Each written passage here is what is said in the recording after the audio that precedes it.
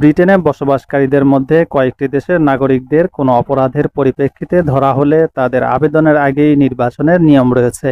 এবার সেসব দেশের তালিকায় ভারতকে অন্তর্ভুক্ত করেছে ব্রিটেন সরকার। এই সংক্রান্ত 15টি দেশের নতুন তালিকায় যুক্ত হলো ভারতের নামও। এদিকে এই তালিকায় বাংলাদেশ বা পাকিস্তানের মতো দক্ষিণ এশিয়ান দেশের নাম নেই। এই নীতি অনুযায়ী কোনো ভারতীয় নাগরিক ব্রিটেনে অপরাধে দোষী সাব্যস্ত হলে তার আপিল শোনার আগে তাকে প্রথমে নির্বাসিত করা হবে। অর্থাৎ তার নির্বাসন সিদ্ধান্তের বিরুদ্ধে আপিল করে সেই ব্যক্তি নির্বাসন বিলম্বিত করতে পারবে না এবং তিনি ব্রিটেনে থাকতে পারবেন না। যুক্তরাজ্য সরকার বলছে, কারাগারে উপচে পড়া ভিড় কমানো এবং অপরাধ সম্পর্কে জনগণের উদ্বেগ কমানোই এই নীতির লক্ষ্য। নীতিমালায় বলা হয়, কোনো অপরাধে দোষী প্রমাণিত হলে প্রথমে নির্বাসন করা হবে সেই দোষীকে, তারপর সে আপিল করতে পারবে।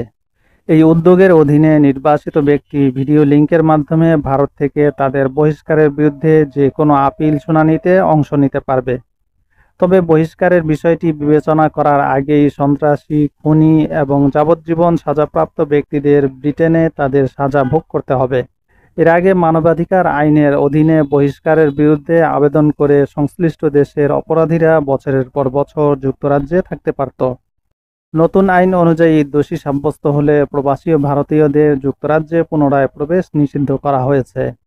তবে নিজ দেশে ফেরার পর তাদের জেলে পাঠানো হবে নাকি মুক্তি দেওয়া হবে তা নির্ভর করবে ভারত বা সংশ্লিষ্ট দেশের উপর।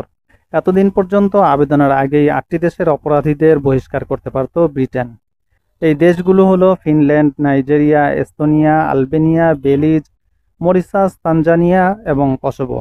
সম্প্রসারিত নতুন তালিকায় এখন Bharat, Bulgaria, Australia, Canada, Angola, Botswana, Brunei, Guyana, Indonesia, Kenya, Latvia, Lebanon, Malaysia, Uganda এবং জাম্বিয়ার মতো দেশ রয়েছে। এখন এই তালিকায় মোট 23টি দেশ আছে। 2014 সালে কনজারভেটিভ পার্টির শাসনামলে এই প্রকল্প প্রথম চালু হয়। 2023 সালে এটি পুনরায় বাস্তবায়ন করা হয়েছে।